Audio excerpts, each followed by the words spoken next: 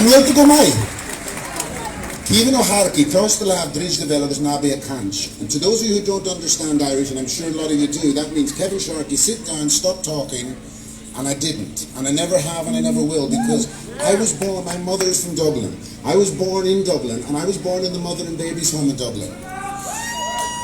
And Michael D. Higgins should be marched out of Ars Neutron for what he has just done to the Irish people. My mother gave birth to me, and she gave birth to me, and she was treated very badly by the nuns in the home. And she was told after 6 weeks when she came back to see me one day, he's gone to a better place.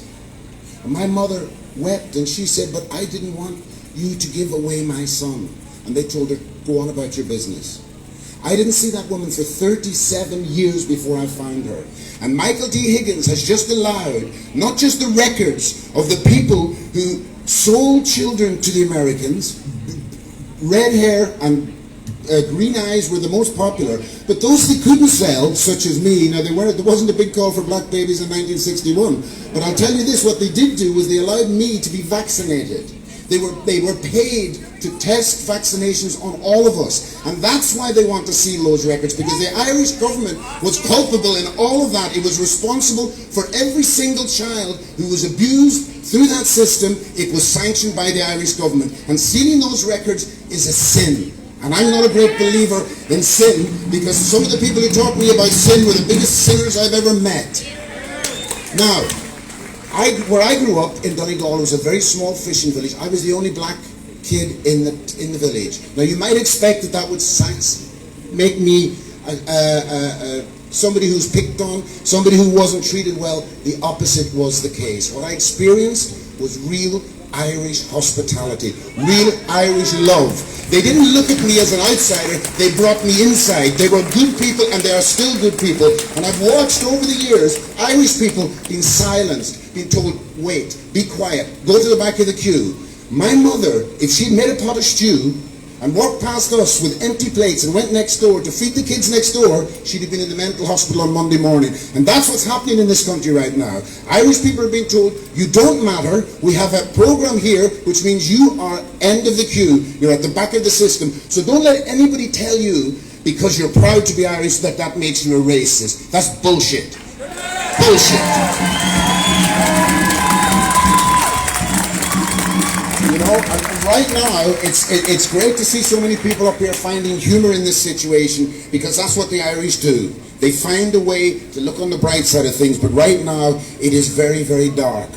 I went recently to a few different places around Europe, and what I saw was the destruction, not just of working class people, but working class dreams, ideals. The multinational companies at the moment are all open. They're doing great business. The stock market is through the roof. So when people tell you about the destruction of the economies, no. They're telling you about the destruction of your job, your future, and your children. Because the multinationals are thriving. They're making a fortune right now. And nobody, not one journalist in this country, not one reporter, nobody in RT, and I'm ashamed to say I once worked for that crowd, not one of them is asking the intelligent questions. And for me, life is a strange thing. You find yourself in all sorts of strange situations. But to be sharing a stage with Dolores Cahill, one of the most beautiful, brilliant women we have in this country today, is an honor. This woman is a legend, and in years to come, they will have her on a stamp, they'll put her on money, and they should do, because she's one of the few people in this country who's standing up, not just telling the truth, but telling it from a point of authority. And she should be listened to. They should have her on RTE every single night, and the fact that they don't is a disgrace, and shame on you, RTE. Shame on you. You know, life is short, and people deserve to be able to enjoy it. And what we have right now, it's not even a lockdown. This is martial law. You can call it what you want. This is martial law. And I have a friend, he's a very good friend. His mother is in a nursing home now. She's an old lady, and she's got Alzheimer's. Every evening, she cries because her son hasn't been to see her.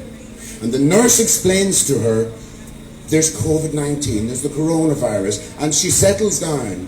But the next day, she's forgotten. So she goes through this pain every day. She thinks they've abandoned her. She thinks that their children have abandoned her after a lifetime of looking after her. And that's the blood that these people have on their hands, and they do. And Dr. Varadkar, He's supposed to know better. He's a doctor. If he doesn't know, then he should know. So is it ignorance or is it malevolence? Because at this stage it's starting to look like this is intended. This is actually about destroying your freedoms, and that's why I joined the Irish Freedom Party, because it's one of the few organisations actually standing up for Irish people. And when my sister, I have an adopted family, so all my family was white. But when my sister says what I say, she's shut down. You're a racist. You can't say that. We were brought up to believe that being Irish meant something. I had 37 medals for Irish dancing by the time I was 11, right? I think I'll tell you. I don't know to this day if I was any good at the Irish dancing, but I'm sure half the times they thought, would you look at the little black fella, isn't he great? He can do all the moves. 37 medals. But I'll tell you, the reason I mention that is because I had to ask myself, as a black man growing up in Donegal, what makes you Irish? What is it that makes you Irish? And you know, in the end, I concluded that it was gratitude.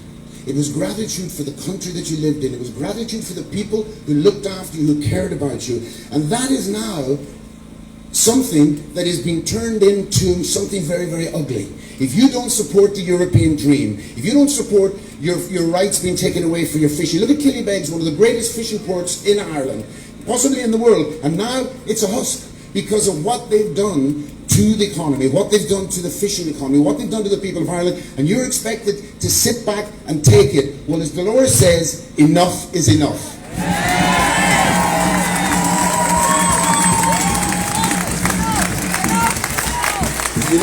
You know, people talk about who are they that are doing all this. What we now know that we didn't know 1 year ago is they've come out of the shadows. Bill Gates, a man who can't keep viruses out of a computer, wants to keep them out of you. Look at Michael D. Higgins, possibly the only man ever to fly on Ryanair and not complain about the legroom. That man has serious questions to answer, not just about his time at this as the scout leader of Ireland, but he needs to be questioned about what he did and what he didn't do while all of the abuse that was going on in those places. The mother and baby's home, this one thing which they have swept under the rug, it's not going to go away, and it shouldn't be allowed to go away. Who's going to be alive in 75 years? And the reason that they've all come together to do this, and what's happening to us right now, is that protesters were getting louder and louder and louder and louder, and they were saying, no, we do not like this, we will not stand for this, and we will not let people take our freedoms away from us. So that's why this is happening. You look, where are the protesters in Paris now? Gone. Where are the protesters in Hong Kong? Gone. So this pandemic, and there is no pandemic, by the way, it's bullshit. There is no pandemic. This is just a cover for taking away your freedoms and putting you back in your place. And you cannot let that happen. And you cannot let this small group of people, and they're a very, very small group of people, and they are scared because they know that if the penny drops, they will be torn limb from limb. There's far more of us than there is of them.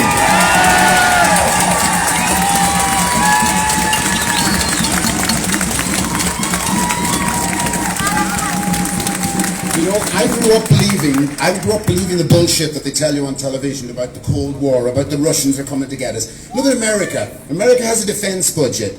It's not a defense budget, it's an offense budget. America's the biggest terrorists in the world, and they go out there and they destroy countries and then they rebuild them. You can go to Iraq now and you can cross the George Bush Bridge, built by his brother-in-law. What's really going on there is piracy. And when you look at where we are right now, this is the most important talk that I have ever given, because right now I'm speaking up not as an Irishman, not as a black man, but as a human being, and I see humanity on its knees, and it's time to get up off your knees and tell them no.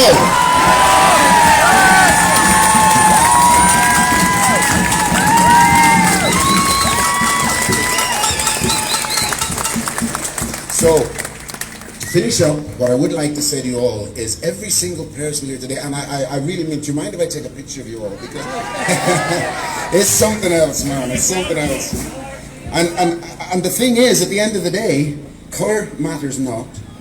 Colour of hair matters not. What matters is, are you free to hug your loved ones? Are you free to be with people you love and not have somebody in a suit who's gone to a considerably better school tell you that they know better? They don't. They know what they're taught, and what they're taught is this: people represent wealth. That's why this country is being flooded. It is being flooded, and people say, don't use the word flooded. Come to Balbriggan. and you'll see what diversity looks like. Gangs roaming all around towns in Ireland, and these are not Irish lads, these are people from other countries, and we've always welcomed people from other countries. The Irish are the most generous in the world, but there comes a point where you have to say, enough is enough.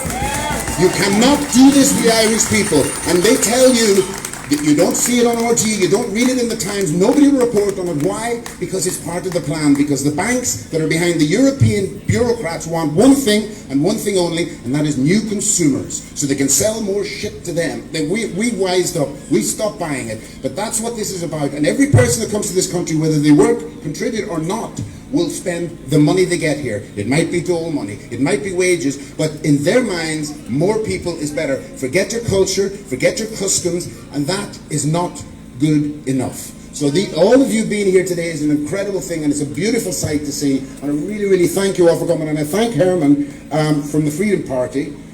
Smile!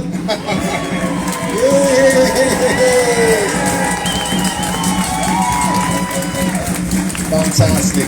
Thanks again to Herman for being so open and smart, and he asked me to come and speak, and he didn't tell me what to say, and now that's a brave man. So, ladies and gentlemen, again, thank you for coming, and as Dolores says, enough is enough.